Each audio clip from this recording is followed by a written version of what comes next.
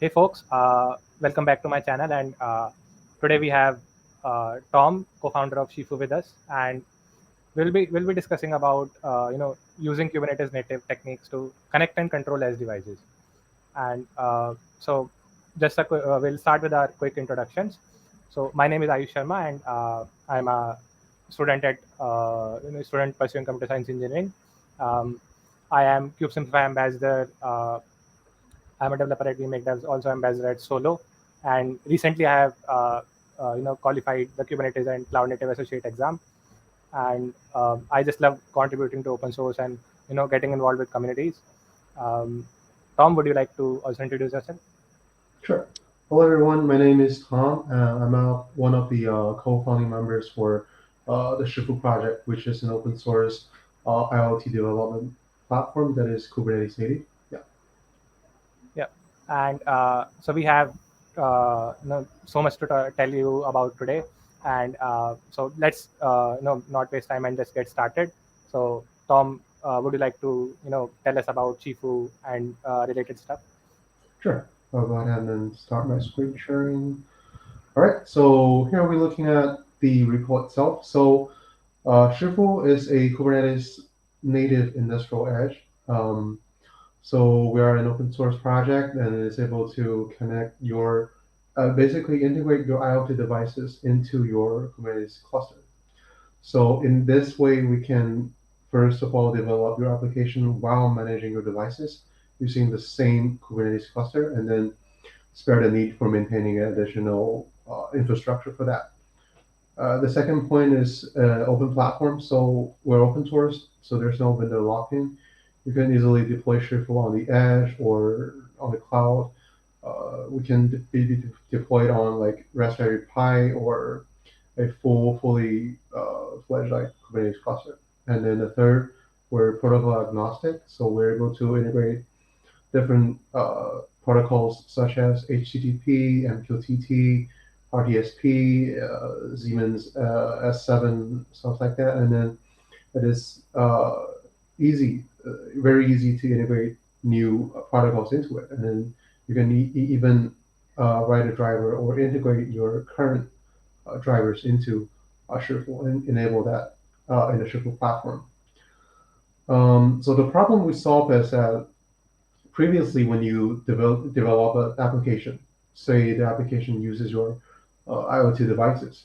So so in the traditional way, the application itself is usually tightly coupled with your IoT device itself. So the more devices you add into your system or your software, uh, the harder it is to maintain the whole project.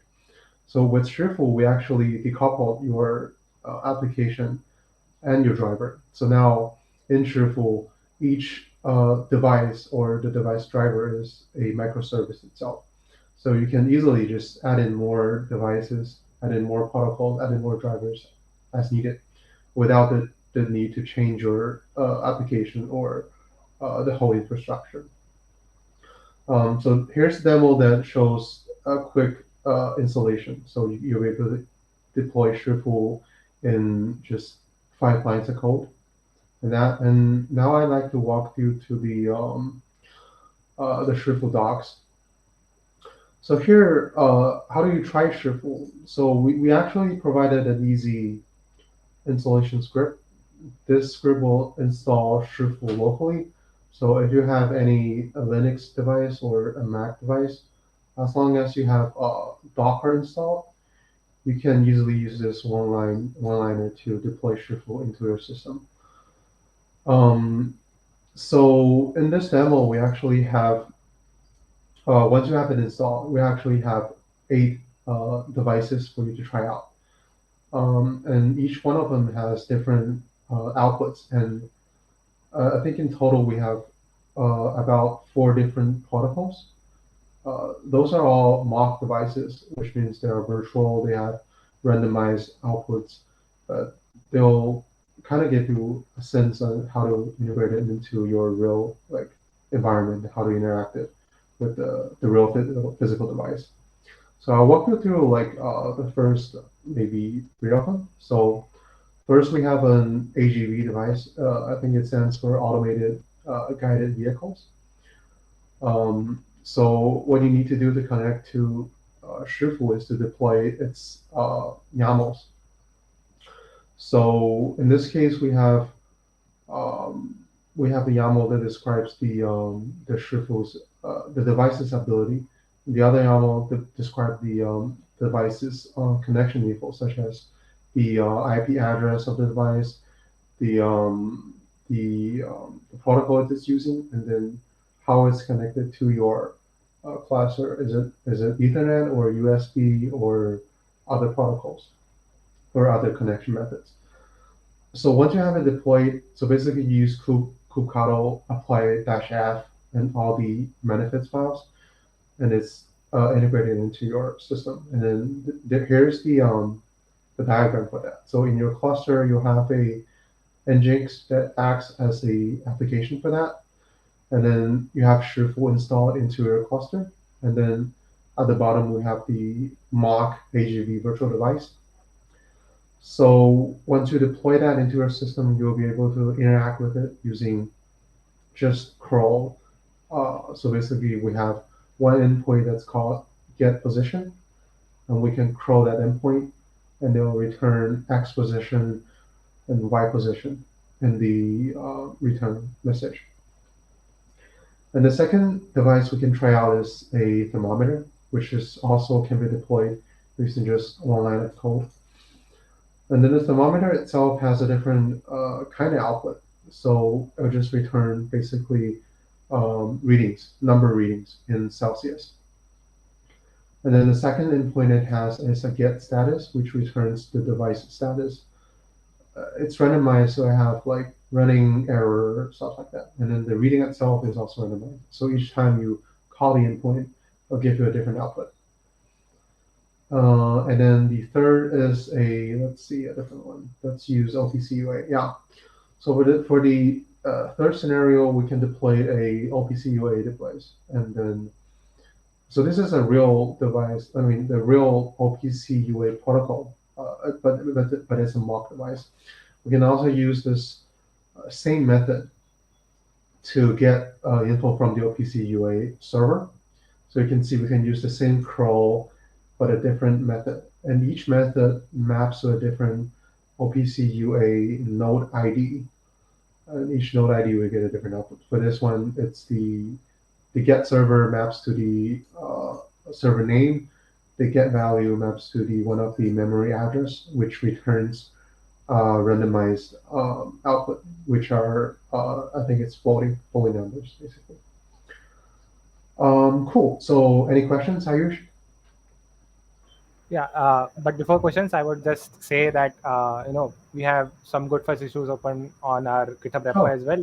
So nice. maybe you can come and contribute, and I'll drop the link of the repo in the description of this video, and also if you like want to try it, you can just on the GitHub you can just search agnesses, and you will be able very easily able to find Shifu. And since Tom, you are like one of the founding members of Shifu, I Mhm. wanted to ask like what problem statement were you facing while developing Shifu, or what was the problem which helped you, or gave you an idea, let's create this.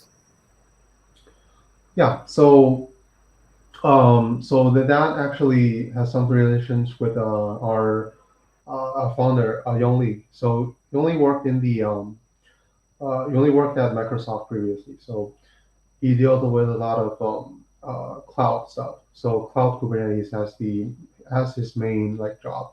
So, but he saw this shifting for Microsoft shifting towards from mobile to edge.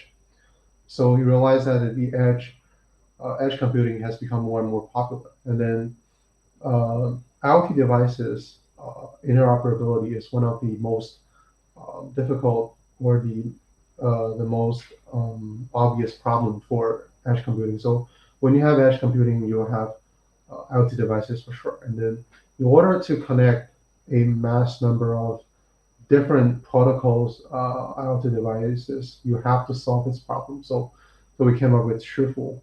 So natively, it's a distributed uh, system itself. So IoT devices itself is a massively distributed system. So what best to solve that problem is to use Kubernetes.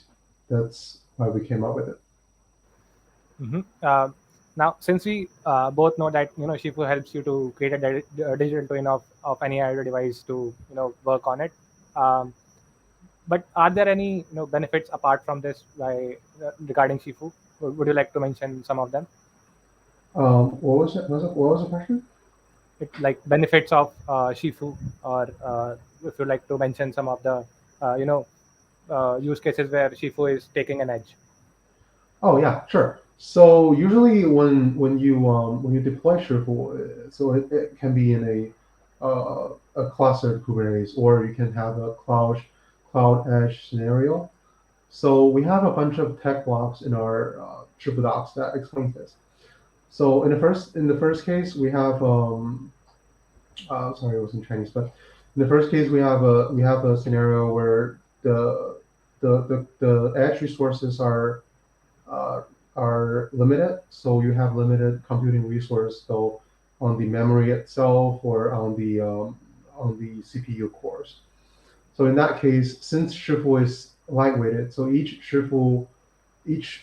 virtual device, so each device Shifu, which is the digital twin of the real device, takes about 10 megabytes. So that allows Shifu to be deployed in a cloud edge collaboration scenario. Yeah. uh, Interesting. And as a part of I would just ask you the last question now, and then we can maybe conclude. I got this question immediately, like popped it into my head. Why did you like decide to make Shifu open source? Oh, yeah. Well, because we really trust open source is the way to go. If we're doing something that's an infra, we do not open source it. I don't think that'll be a good practice to do things. And also, since we're all a fan of Kubernetes, we believe that Kubernetes has become the golden standard for applications for like cloud infras, and to be a plugin or to be a add-on, a custom resource definition for Kubernetes, we have to go open source in order to be trusted by people around the globe. And then we really like the open source communities. So to be open source means that we will have people around the globe to help and contribute to Shifu project. We'll be able to collect users' opinions on uh, different roadmaps we're doing and different feature we're doing. Yeah. Yeah, I mean, open source is the new way, and you can get very good collaborations if you are more into the open source. Okay, then I'll drop all the relevant links in the description of the docs and all of the repo. You can maybe refer to the links below, and also don't forget to give a star to the repo, because we'll be like opening some various issues regarding documentation, and also in the core Shifu work as well. So it's a high chance for you to contribute to Shifu. And see you in the next video. Thank you so much. Thank you so much, Tom, for doing Thank this you. video. Bye. Yeah. Bye.